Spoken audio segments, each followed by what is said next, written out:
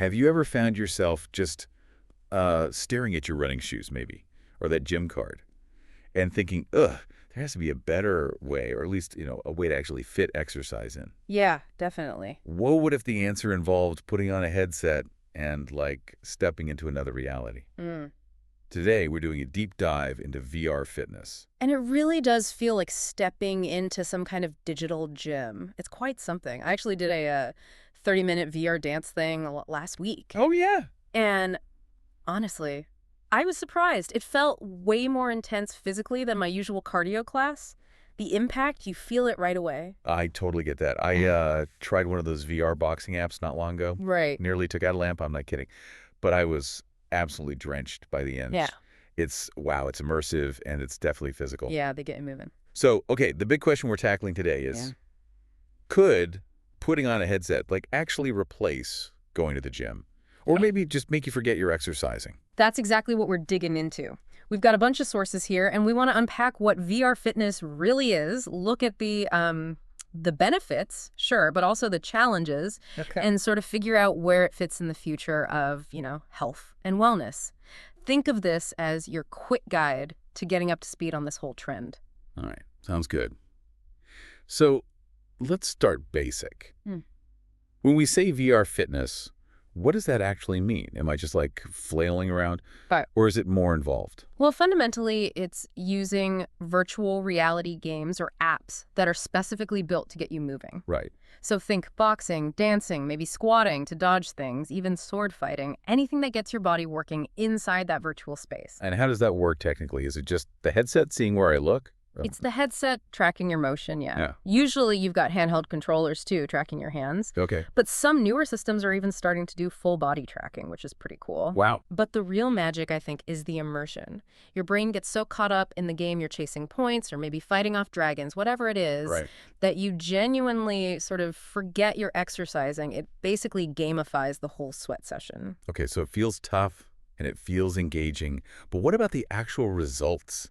Is there solid evidence this isn't just, a fun distraction? Does it stack up to a proper workout? That's the key question, isn't it? And this is where it gets really interesting. Studies are actually showing that, yes, VR workouts can burn calories comparable to traditional exercise. Really? Yeah. For instance, one source we looked at found that just 30 minutes of VR boxing could be similar to, say, a light jog or even a spin class session. Wow. Okay. That's actually pretty significant for something that feels like playing. It is. So, given that validation, what are the standout benefits? Where does VR fitness really make a difference? Well, the number one thing, arguably, is motivation, especially for people who, let's be honest, don't really like exercising. Yeah, that's a lot of people. Right. The distraction of the game makes it fun. It sort of rewires how you perceive the effort. It taps into that reward center in your brain, making it feel less like discipline and more like, well, play. Which probably means you're more likely to stick with it. Exactly. Yeah. That's huge for consistency. And then there's just the pure convenience factor. Right, no commute. No travel time, no gym membership needed if you don't want one. You just do it at home. And the variety, that's another big one. Oh, yeah. One day you're climbing Everest. The next day you're, fencing in some crazy neon world. It fights off that boredom that kills so many fitness routines. Keeps it fresh. I can see that. And accessibility. Yeah. Does it help people who might struggle with traditional gyms? Absolutely. Think about gym anxiety. That's a real thing for some folks. Sure is. VR offers a private space. Or for people with certain mobility issues, it can be adapted. Plus, it's just fun across ages. You hear about grandparents playing Beat Saber with their grandkids, which is just fantastic. That's a great image. Okay, but beyond the physical side and the convenience, there's this other layer, the mental health aspect. That sounds pretty powerful. Is it just stress relief, or is there more to it? I think this is where it gets really unique. It's definitely not just about calorie burn. It can be a genuine escape from stress. Some apps are actually designed to blend, say, meditation with movement. Imagine walking through a virtual peaceful forest while doing Tai Chi movements. It feels very holistic. So it leverages that playful feeling to get past mental blocks, too. Precisely. There are apps out there, like Trip is one example, that mix breathing exercises with these amazing visuals and music. It's kind of like digital therapy meets a light workout. Digital therapy, wow. And it all ties back to motivation, but maybe in a deeper way. It uses dopamine, you're chasing high scores, unlocking things, dodging virtual obstacles. It feels intrinsically rewarding, not like something you have to force yourself to do. And, okay, this stat really caught my eye from one source. People using VR fitness consistently Right. apparently log more active minutes per week than people who only go to the gym. Right. That seems to say it all about consistency, doesn't it? If it feels less like punishment. That's exactly the implication. Because it feels more like play, people just do it more often. It overcomes that initial activation energy barrier. Okay, it sounds incredibly promising almost. Right. Revolutionary in a way. But let's be realistic. There have to be downsides, right? Right. What are the practical hurdles or limitations we need to keep in mind? Oh, for sure. It's not perfect. First off, the cost of entry isn't trivial. A decent VR headset is still quite an investment. Yeah, they're not cheap. Then there's space. You do need a clear area where you can swing your arms, move around a bit without. Taking out that lamp again. Exactly. Not everyone has that kind of dedicated space. And I've heard about motion sickness being an issue for some people. Yes, that's definitely a factor, especially with faster-paced games. Some people are just more susceptible to it. Developers are working on ways to mitigate it, but it's still a concern for some users. Okay. What about the type of workout? Is it all just cardio?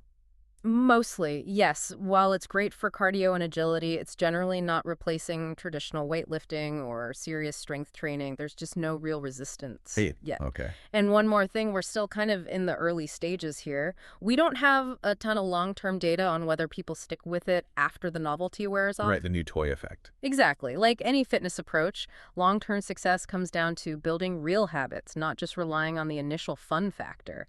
That's the ongoing challenge. So putting it all together, Mm.